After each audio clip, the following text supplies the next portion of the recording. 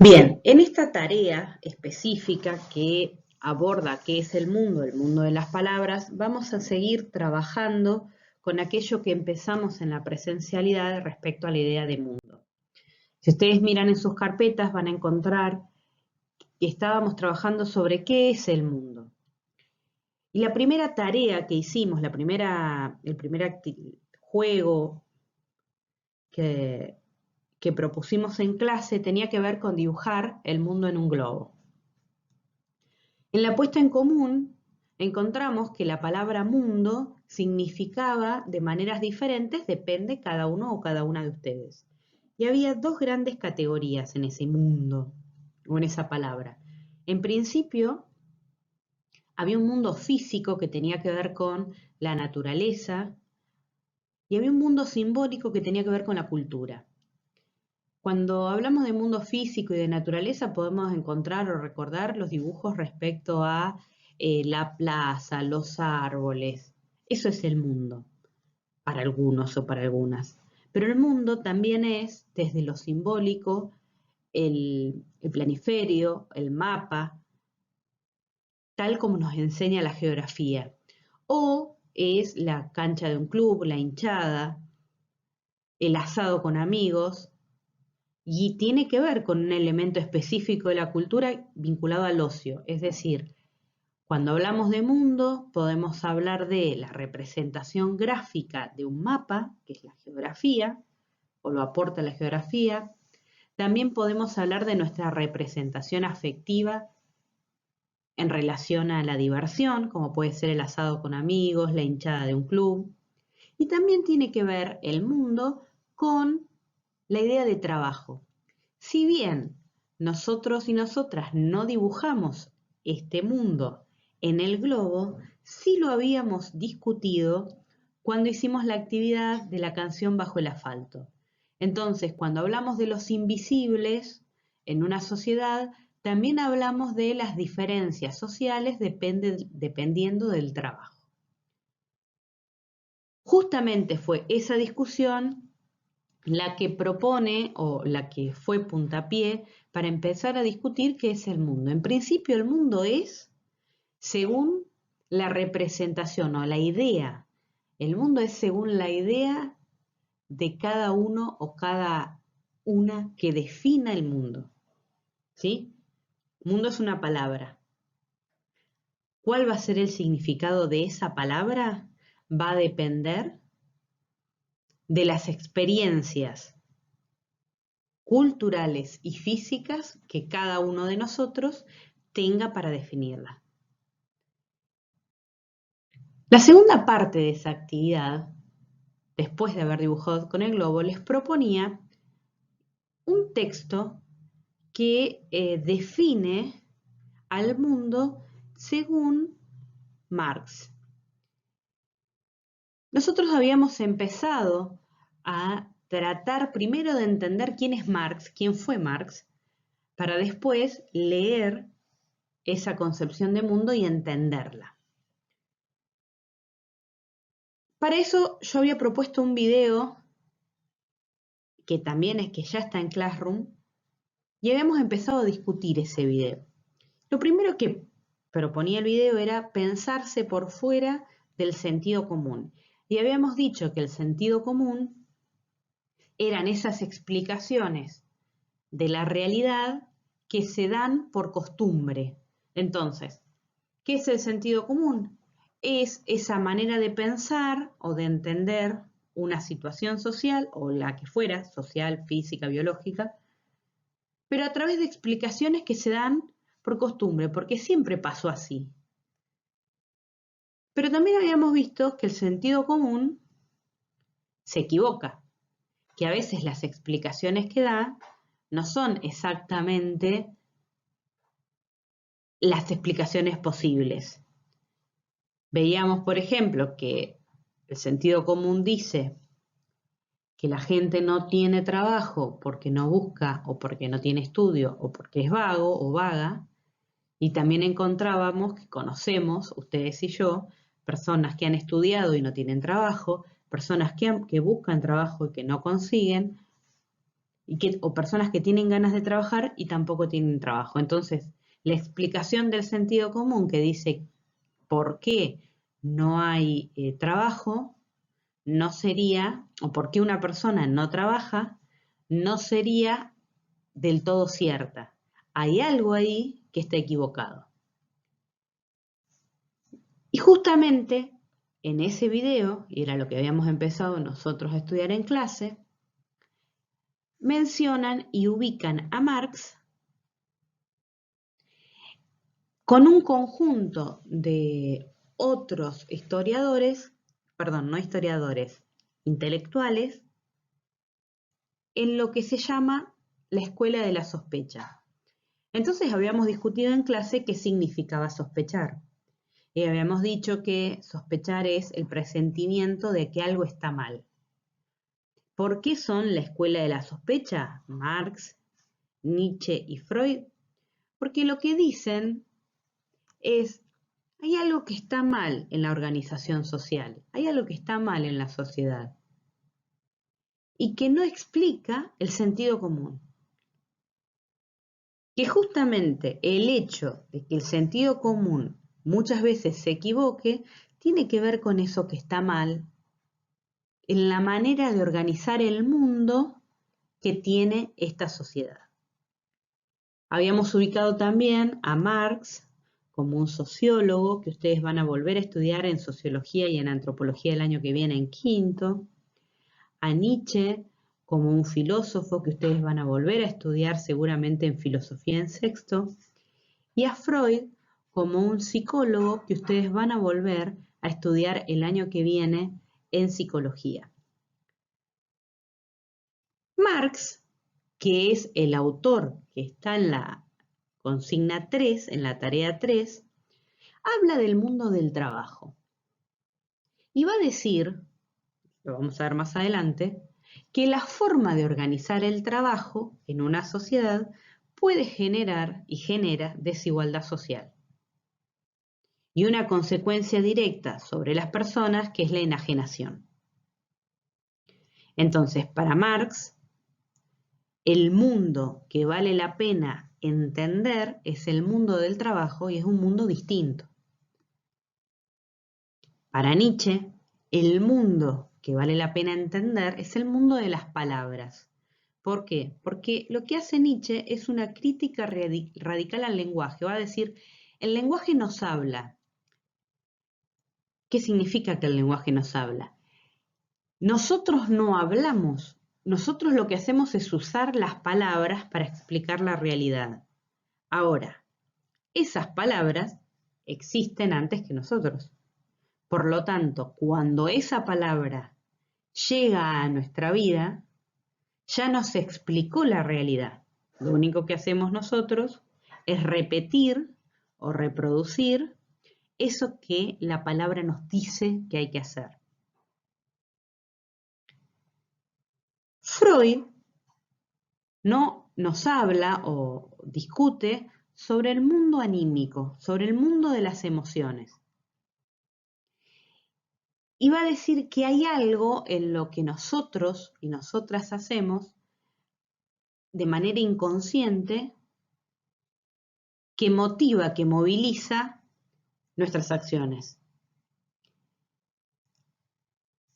En esta actividad vamos a trabajar sobre Nietzsche, pero en principio la escuela de la sospecha se pone a discutir sobre tres mundos distintos: el mundo del trabajo, el mundo de las palabras y el mundo de las emociones. ¿Qué tienen en común estos tres mundos que nos explican Marx, Nietzsche y Freud? Que para ellos lo que creemos, que pensamos, decimos o hacemos responde a motivaciones que no son propias. Es decir, que mucho de lo que estamos haciendo lo hacemos, pero porque la sociedad o la estructura social, la cultura, nos está empujando a hacer, nos está proponiendo hacer. No lo hacemos por decisión personal. Esa decisión personal está influenciada por la cultura. Por eso es importante estudiarlos en esta materia, aunque ustedes en quinto y en sexto profundicen cada uno de estos mundos.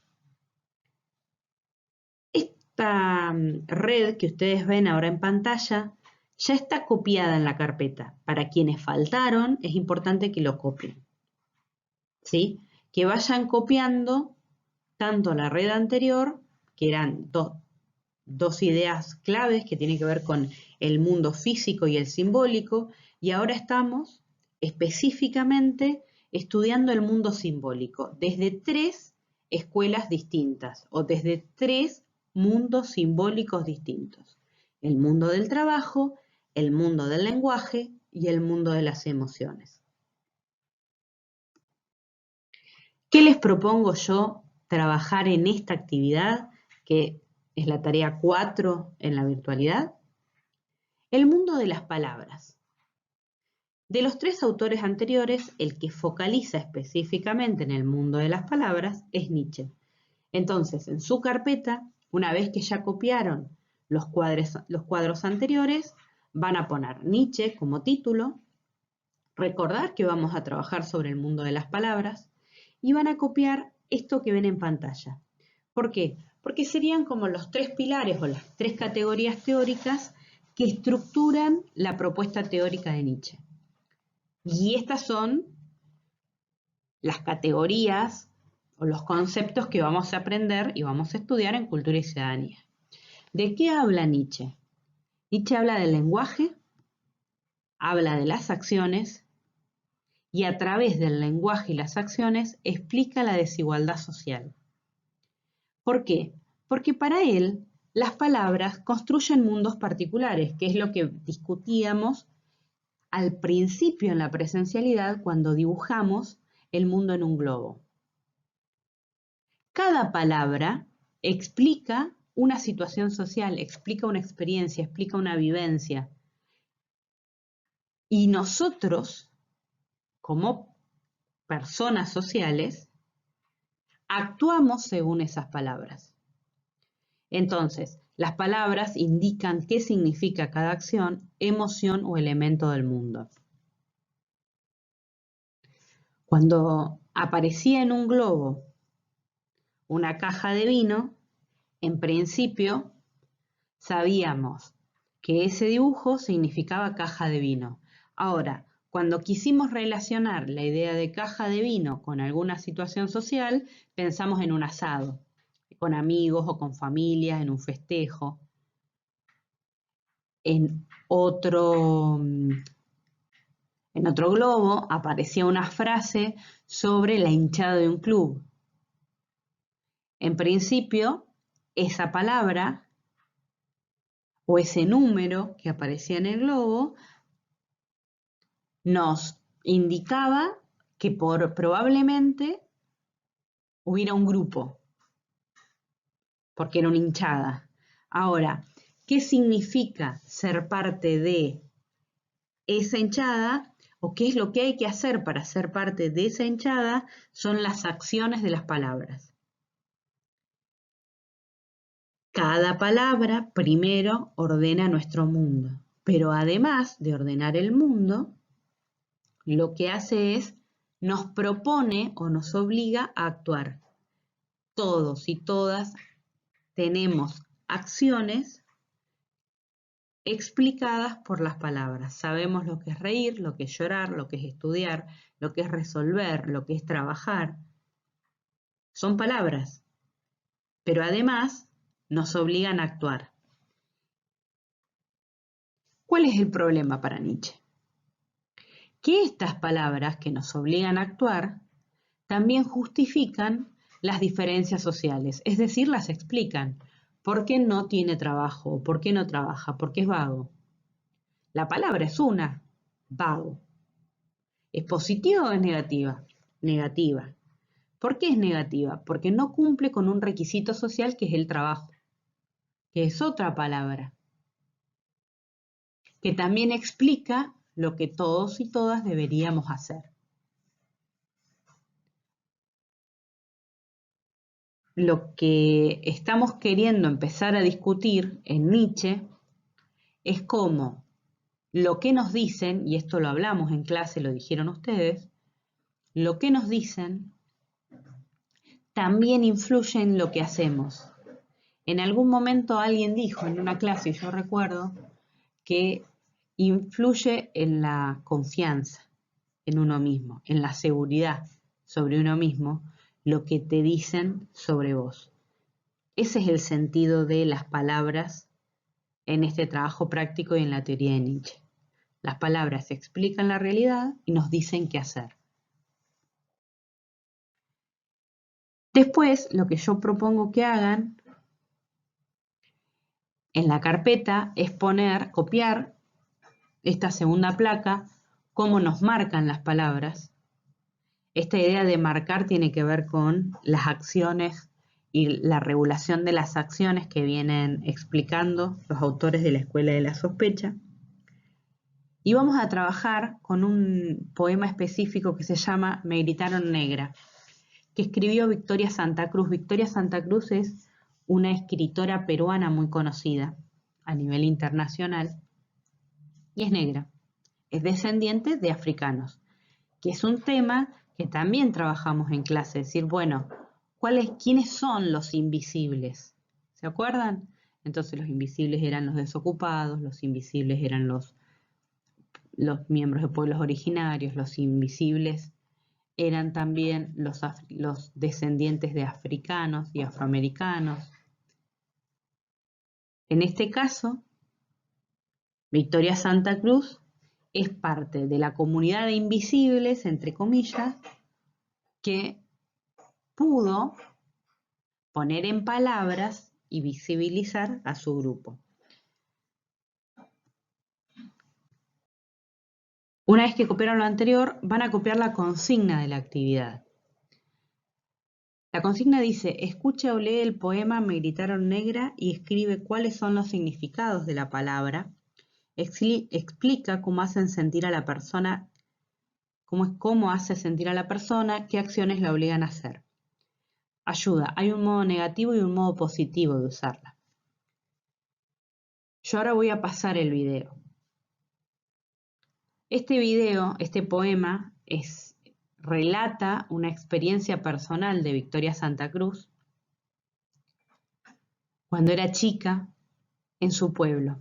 Había llegado una familia blanca al barrio y una de las niñas de la familia prohibió al resto de las nenas, que eran eran amigas de Victoria, que jugaran con ella porque si jugaban con la negra, no podían jugar con la blanca.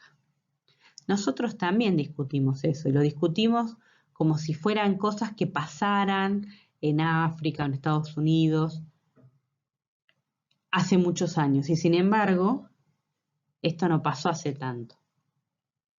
Y pasó en un pueblo alejado de Perú. La idea es que ustedes escuchen la poesía y presten atención porque en la primera parte de la poesía aparece el aspecto negativo, es decir, cómo la palabra negra obligó a esta niña a hacer algunas cosas que cuenta y cómo sobre el final la palabra negra empieza a ser positiva por pertenecer a un grupo social. Nosotros también hablamos en clase de discriminación positiva y discriminación negativa. La discriminación negativa como esta capacidad de hacer sentir inferior a otro, que es la primera parte del poema, y la discriminación positiva como esta posibilidad de diferenciarme del resto y mejorar mi seguridad o mi confianza para hacer. En principio, ahora vamos a pasar el video. Una vez que ustedes copiaron la consigna, presten atención a las dos maneras de significar y de interpretar la palabra negra.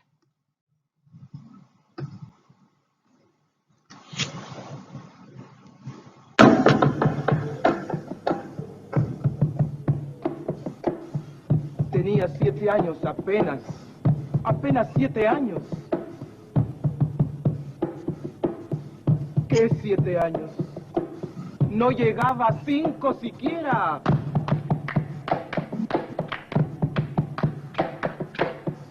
De pronto unas voces en la calle me gritaron: ¡Negra!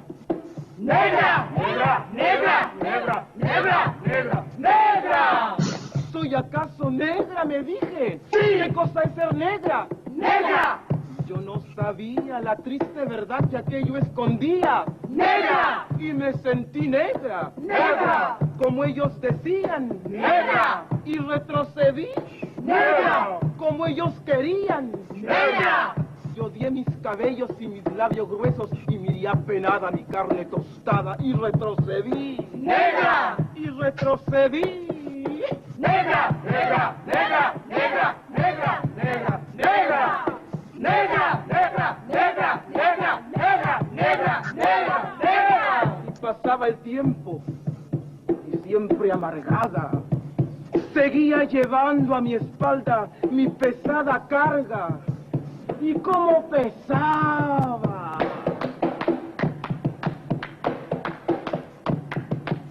Me alacé el cabello, me polvé la cara, y entre mis entrañas siempre resonaba la misma palabra: ¡Negra! ¡Negra! ¡Negra! ¡Negra! ¡Negra! ¡Negra! ¡Negra! Hasta que un día que retrocedía y que iba a caer. ¡Negra! ¡Negra! ¡Negra! ¡Negra! ¡Negra! ¡Negra! ¡Negra! ¡Negra! ¡Negra! ¡Negra! ¡Negra! ¡Negra! ¡Negra! ¡Negra! ¡Negra! ¿Qué? ¿Y qué? ¡Negra! ¡Sí! ¡Negra! ¡Soy! ¡Negra! ¡Negra! ¡Negra soy! ¡Negra! ¡Sí! ¡Negra! ¡Soy! ¡Negra! ¡Negra soy! Yo hoy en adelante no quiero laciar mi cabello. ¡No quiero! Y voy a reírme de aquellos que por evitar, según ellos, que por evitarnos algún sinsabor, llaman a los negros gente de color. ¿Y de qué color? ¡Negro! ¿Y qué lindo suena? ¡Negro! ¿Y qué ritmo tiene? ¡Negro, negro, negro, negro, negro, negro, negro, negro, negro, negro, negro, negro, negro, negro, negro! Al fin comprendí. ¡Al fin! Ya no retrocedo. ¡Al fin! Y avanzo segura. ¡Al fin! Avanzo y espero. ¡Al fin! Y bendigo al cielo porque quiso Dios que negro azabache fuese mi color y ya comprendí. ¡Al fin! Ya tengo la llave. Negro, negro, negro, negro, negro, negro, negro, negro, negro, negro, negro, negro, negro, negro, negro.